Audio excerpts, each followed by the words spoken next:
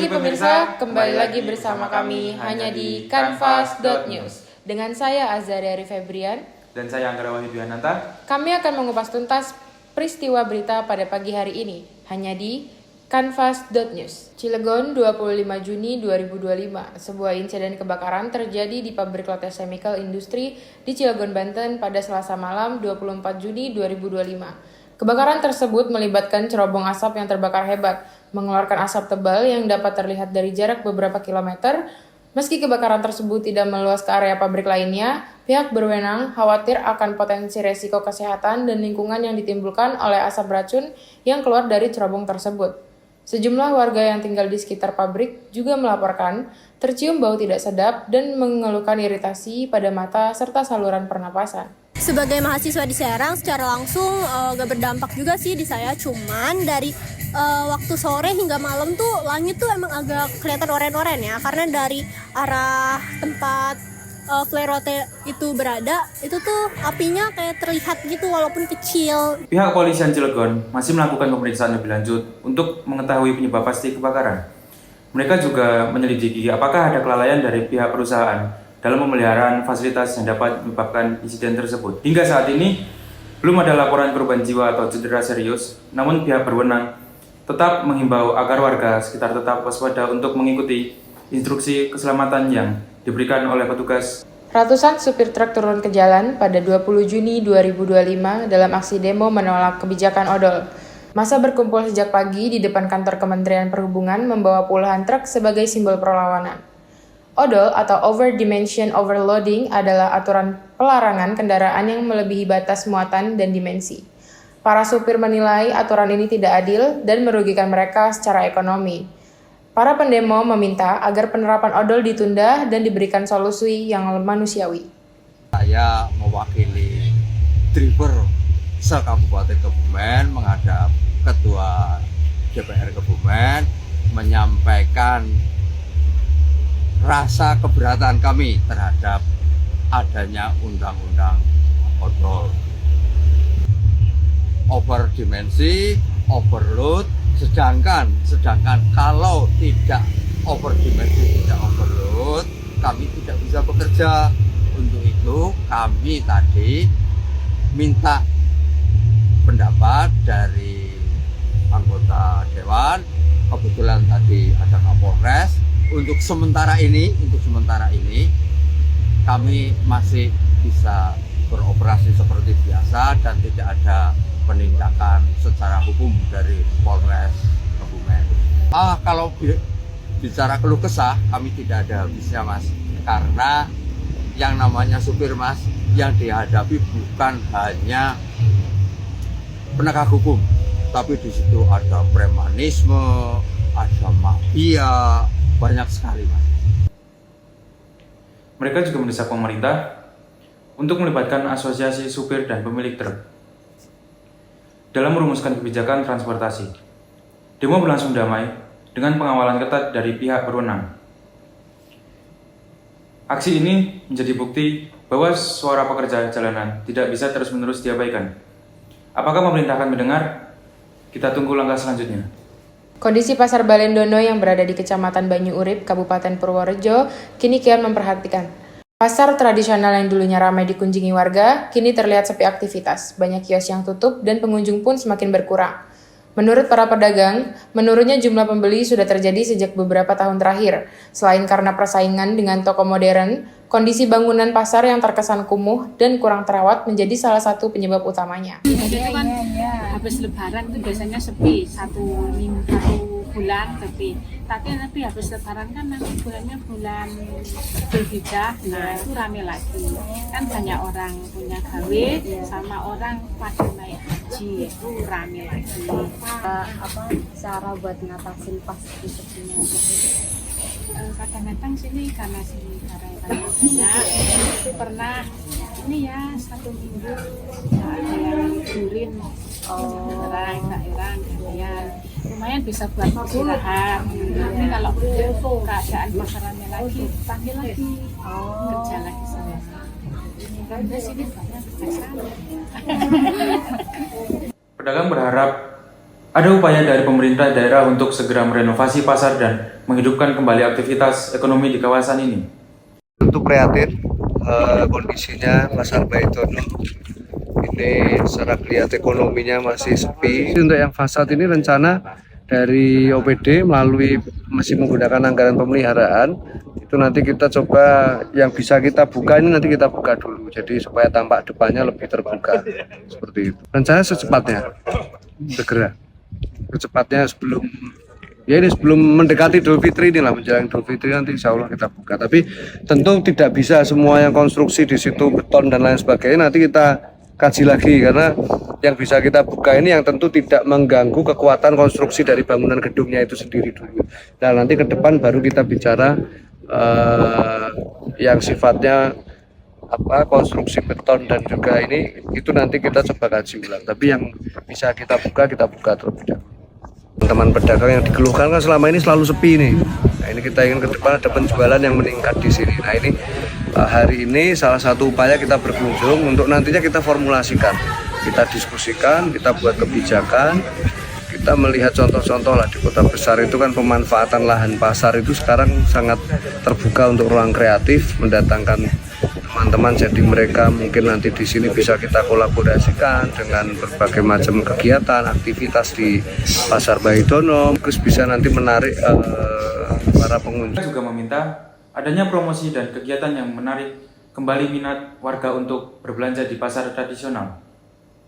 Dengan kondisi yang terus menurun, para pedagang pasar Balendono berharap ada perhatian lebih dari pemerintah agar pasar ini kembali ramai dan menjadi pusat kegiatan ekonomi masyarakat seperti dahulu. Wabah PMK menjadi ujian bagi semua pihak, terutama pelaku usaha kecil seperti pedagang daging.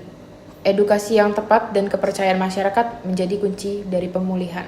Wabah PMK menjadi ujian bagi semua pihak, terutama pelaku usaha kecil seperti pedagang daging. Edukasi yang tepat dan kepercayaan masyarakat menjadi kunci dari pemulihan.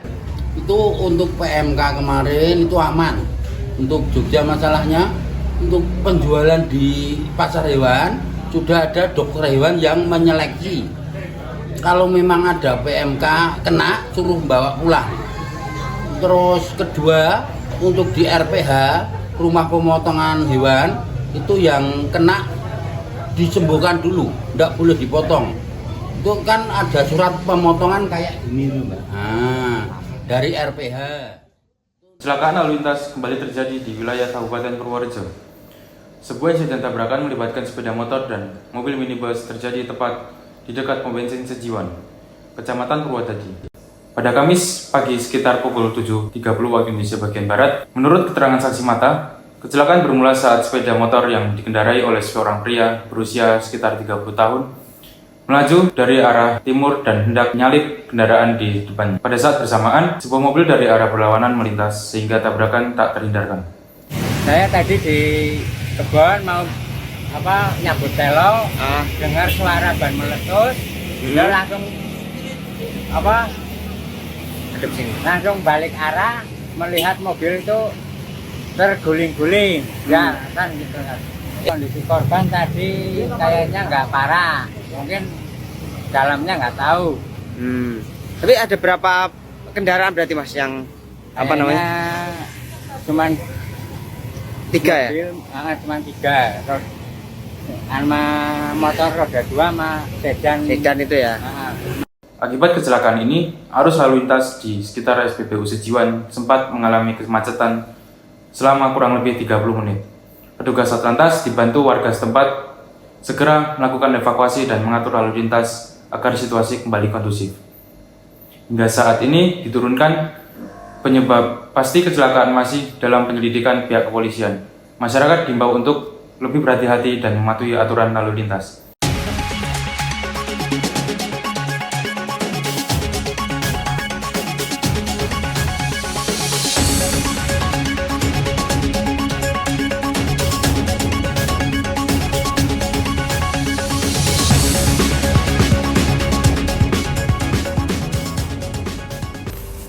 Kami hadirkan laporan khusus mengenai perkembangan penyalahgunaan narkoba di Kota Yogyakarta yang kini kembali menjadi perhatian serius aparat dan masyarakat.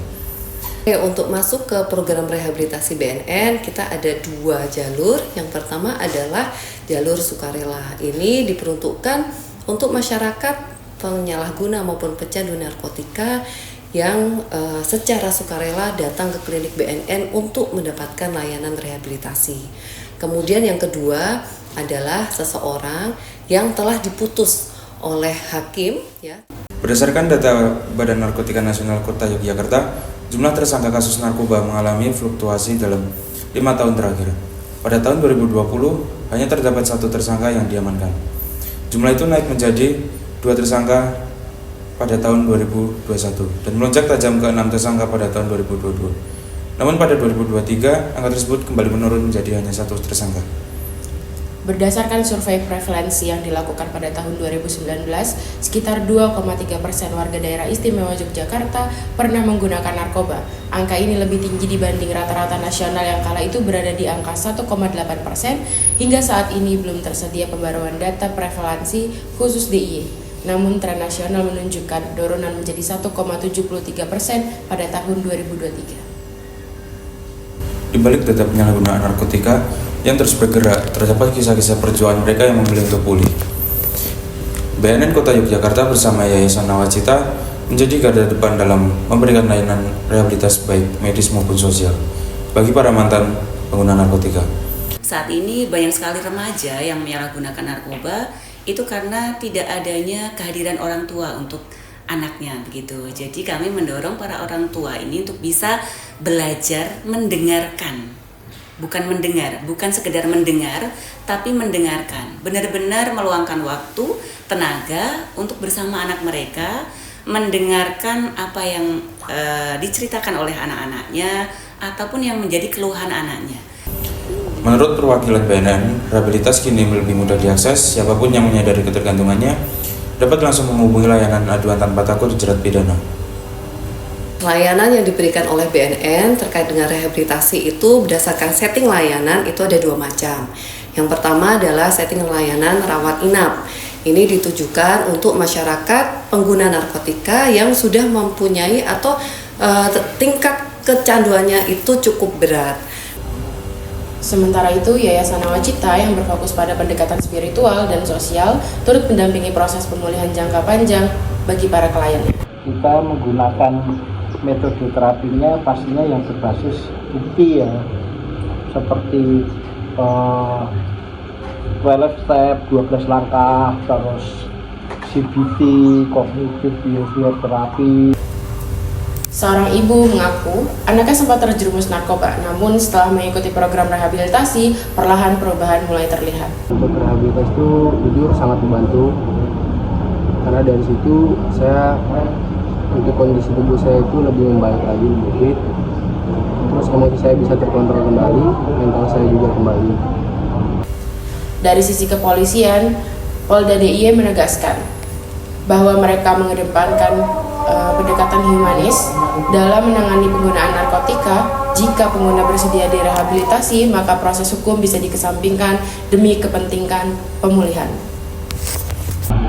Karena kita kan di daerah ada yang pemulihan juga, misalnya pemberian pemahaman pengguna seperti ini bisa kayak gini, kalau melakukan ini bisa terjadi seperti ini, itu ada. Tapi kalau misalnya setelah dia keluar, kita kan tidak punya kewenangan lagi untuk mengatur mereka, ya kan? Karena di sana itu kan menjaga pemasarakatan. Badan Narkotika Nasional atau BNN menggandeng anak-anak muda sekaligus mengajak generasi muda dalam agen perubahan dalam memerangi penyalahgunaan narkoba. Melalui berbagai kegiatan musik seperti talk show, konser musik, hingga konten kreatif di media sosial, BNN berupaya menyampaikan pesan anti narkoba dengan cara yang dekat dan relevan bagi kalangan muda. Yang pertama, ada regulasi. Jadi di sekolah kami dorong untuk membuat regulasi atau aturan atau tata tertib tentang larangan penyalahgunaan narkoba. Kemudian yang kedua, kita dorong sekolah atau kampus untuk membuat aksi pencegahan. Ya, aksi pencegahan ini bisa berupa kampanye baik melalui media sosial maupun secara tatap muka. Kemudian yang ketiga, tadi yang pertama regulasi ya, regulasi. Kemudian yang kedua aksi pencegahan. Yang ketiga ada kegiatan pembentukan satgas anti narkoba.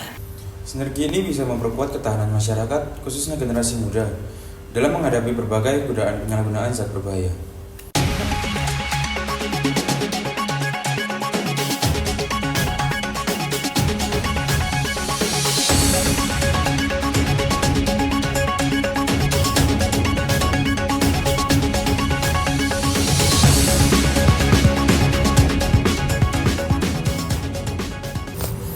Dalam dunia pendidikan, bullying masih menjadi momok serius yang kerap diabaikan. Psikologi Andi Satria Yuda menegaskan bahwa edukasi tentang bullying tidak hanya penting, tapi mendesak untuk dilakukan demi menjaga kesehatan mental. Yang pertama, kita melakukan psikoedukasi kepada para remaja mengenai perilaku bullying atau perundungan. Bisa jadi pertama kali remaja melakukan itu karena tidak paham apa itu bullying, apa itu perundungan, apakah yang mereka lakukan itu benar atau salah. Oleh sebab itu yang penting pertama adalah memberikan psikoedukasi, baik pada remaja di tingkat mungkin SD, kelas 5, kelas 6, SMP ataupun SMA seperti itu. Nah, selain itu kita membuat peer support, baik dari lingkungan terkecil, kelas, setiap kelas untuk memberikan penguatan, memberikan dukungan bahwa perilaku bullying atau perundungan itu tidak dibenarkan. Melalui pendekatan psikologis dan peran aktif semua pihak, Andi menekankan pentingnya sinergi antara sekolah, orang tua, dan masyarakat dalam menciptakan ruang aman bagi anak.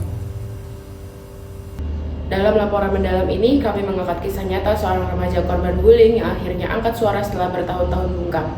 Didampingi ibunya, guru bimbingan konseling, teman dekat, serta pihak dari Yayasan Rumah Jiwa, kisah ini menggambarkan sisi gelap kehidupan sekolah yang kerap tersembunyi di balik seragam dan senyuman. SMA, nah itu di sekolah dibully tentang fisik, terus kalau misal nggak nurut juga kadang dimusuhin. Jadi biasanya juga saya dilempar penghapus, pensil gitu-gitu.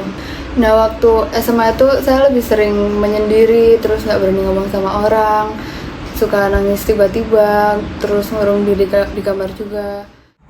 Perasaan seorang ibu pastinya ya sempat sedih juga, hancur karena namanya anak dibully di sekolahan, terus AP itu sempat nggak mau sekolah jujur, terus nggak mau belajar, nggak mau makan, bawaannya mengurung diri di kamar. Guru BK menjelaskan bahwa banyak kasus serupa yang tak terlapor karena korban merasa takut atau malu. Sementara itu, Yayasan Rumah Jiwa menekankan pentingnya dukungan psikososialisasi dan edukasi tentang kekerasan verbal dan nonverbal di lingkungan sekolah. Dalam penanganannya pun itu ada tahapannya yang kita sinkronkan dengan tatib yang ada di tempat kami begitu. Tantangan paling besarnya adalah untuk membangun rasa percaya diri mereka, karena mereka itu sudah terlalu lama ketika mengalami pembulian, mereka kemudian menjadi percaya bahwa mereka tuh nggak berharga gitu. Mereka bisa merasa ya bahkan sampai kok aku akhirnya layak aja gitu jadi victim gitu, karena rasa percaya diri mereka udah hilang gitu. Mereka yakin bahwa mereka nggak berharga gitu loh. Teman dari dekat korban juga menceritakan perubahan sikap korban yang perlahan menjauh dan menarik diri dari pergaulan. Dalam hal ini, bullying bukanlah hal yang sepele. Tanggapan saya terhadap kejadian AP ini sejujurnya saya sangat kaget, karena dengan kejadian AP tersebut belum tentu banyak orang yang dapat bertahan seperti AP. Mari buka ruang aman untuk anak-anak dan remaja agar mereka tak lagi merasa sendirian. Dalam upaya menciptakan lingkungan sekolah yang aman dan nyaman, SMA Negeri 2 mengadakan sosialisasi gerakan anti-bullying yang diprakarsai langsung oleh Ketua OSIS. Acara ini menjadi langkah awal untuk menumbuhkan kesadaran di kalangan siswa tentang bahaya bullying serta pentingnya empati dan solidaritas. Kami mengadakan sosialisasi bullying ini karena bullying masih sering terjadi. Harapannya siswa lebih sadar diri dan berani dalam berbicara, serta bisa membuat lingkungan sekolah menjadi aman. Dan kami bekerja sama dengan lembaga terkait menyusun rencana bersama. dan OSIS bertugas sebagai penghubung, serta panitia bertugas sebagai publikasi, mendampingi kegiatan, serta menyiapkan tempat peserta. Yang ketiga, dampak dan rencana lanjutan. Siswa jadi lebih terbuka dan peduli. Kegiatan ini disambut antusias oleh para siswa dan guru, serta diharapkan bisa menjadi gerakan berkelanjutan yang melibatkan seluruh elemen sekolah.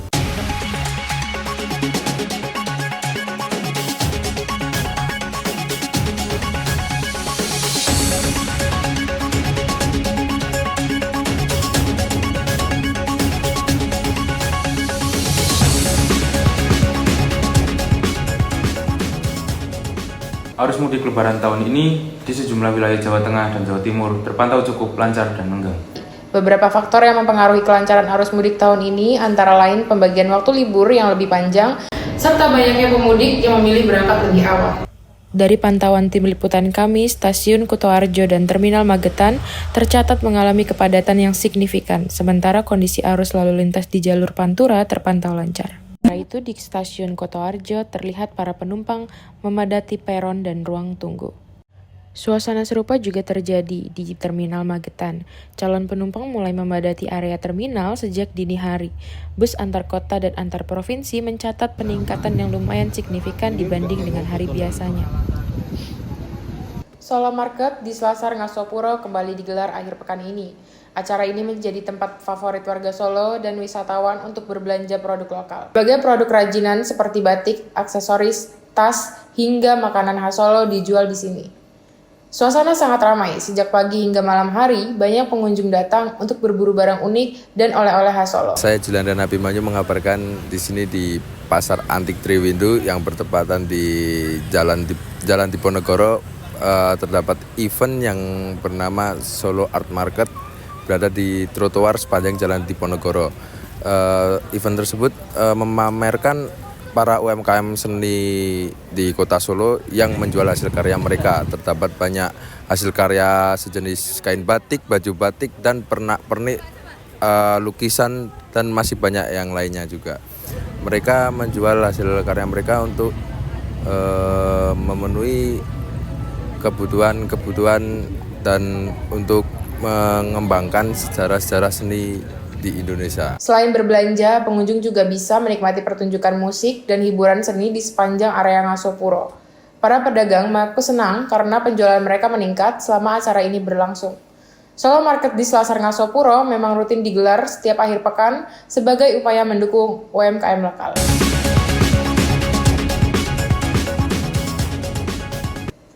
Ribuan warga Solo memadati kawasan Keraton Kasunanan Surakarta pada momen perayaan Grebek Syawal tahun ini. Acara ini menjadi tradisi tahunan yang selalu dinantikan masyarakat. Suasana penuh antusiasme terlihat sejak pagi hari, saat gunungan berisi hasil bumi mulai diarak keluar dari dalam keraton. Gunungan tersebut berisi berbagai macam hasil panen seperti sayur-sayuran, buah-buahan, hingga makanan tradisional dengan iringan prajurit keraton dan tabuhan gamelan Jawa. Gunungan kemudian dibawa menuju halaman Masjid Agung Surakarta. Baik teman-teman, untuk mengetahui situasi terkini dari Solo Safari, kami sudah terhubung dengan reporter kami, Julian Rehan Abimanyu, dipersilahkan. Oke, baik, terima kasih. Saya Julian Rehan Abimanyu mengabarkan di Solo Safari Zoo yang padat pengunjung untuk menyaksikan binatang-binatang yang ada di sini dan menyaksikan acara Grebek Syawal di Solo Safari yang bertemakan legendaris Joko Tingkir yang telah didatangi dengan wakil wali kota Solo dan para pejabat yang lainnya. Mohon izin mungkin seluruh keluarga keraton dapat kita akan berfoto bersama.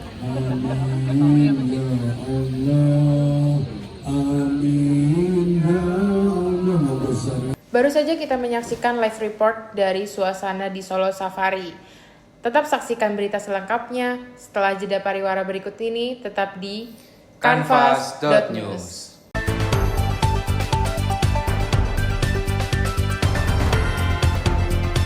Untuk memberikan berita terpercaya, terkini, dapat kamu percayai.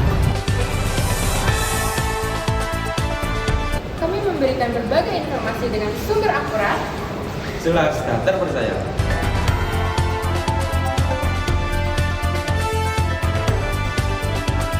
Saksikan Kanvas.news pukul 10 pagi hanya di Kanvas TV.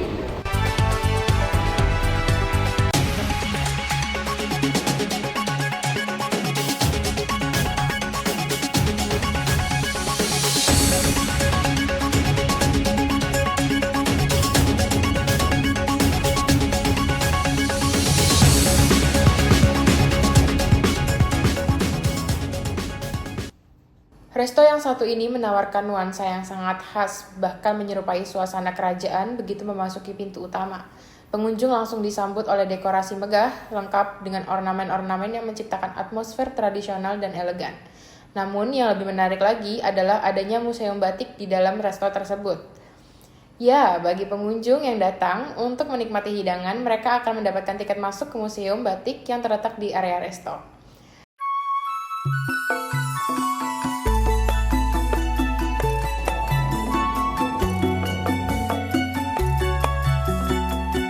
Halo pemirsa, jadi sekarang saya sedang berada di Museum Resto Batik Keris Heritage. Jadi di museum ini ada restonya juga nih. Saya menemukan salah satu makanan yang namanya juga lumayan unik, yaitu mie nonongan. Langsung aja kita coba.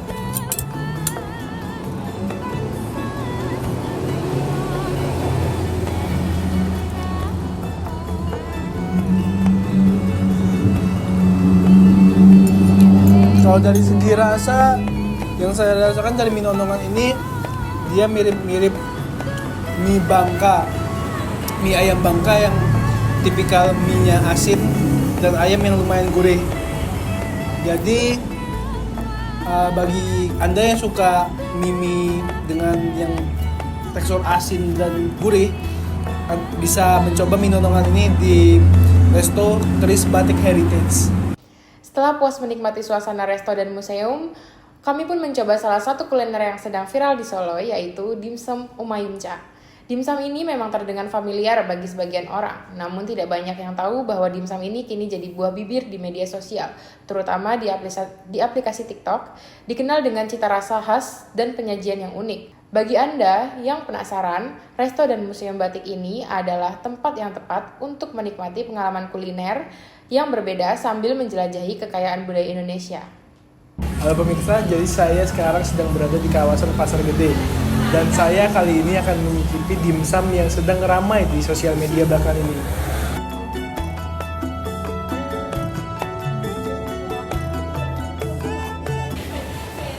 Jadi kalau dari segi rasa dia sebenarnya mirip pada dimsum seperti umumnya. Cuma yang membedakan mungkin dia karena belakangan ini viral dan tergolong murah. Jadi dimsum ini banyak diminati oleh anak-anak dari sosial media lainnya. Tersembunyi dari keramaian, Batu Alen Kaliurang menawarkan pengalaman wisata alam yang unik dan suara cerita. Terletak di kawasan area Gunung Merapi, batu besar yang dinamakan Alen ini menjadi saksi bisu letusan dahsyat Merapi pada tahun 2006.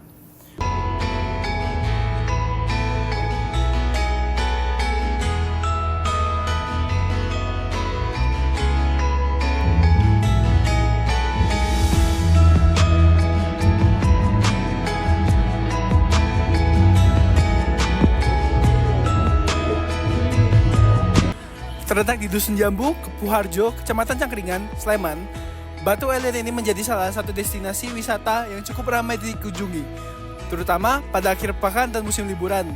Batu besar ini merupakan sisa material erupsi Gunung Merapi tahun 2006 yang terbawa aliran lahar panas.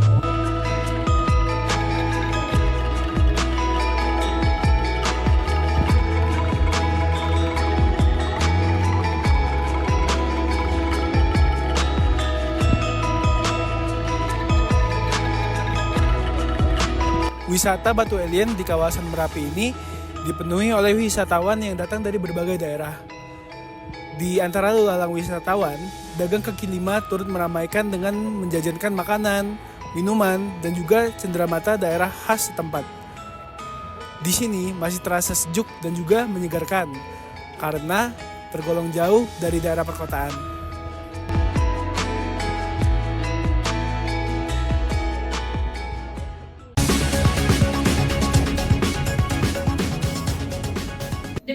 informasi hari ini dengan saya Azhara Eri Febrian. Saya Anggara Wahyudwiananta. Mewakili tim redaksi, kami mohon pamit. Terima kasih telah menyaksikan Kanvas.news. Sampai jumpa dan salam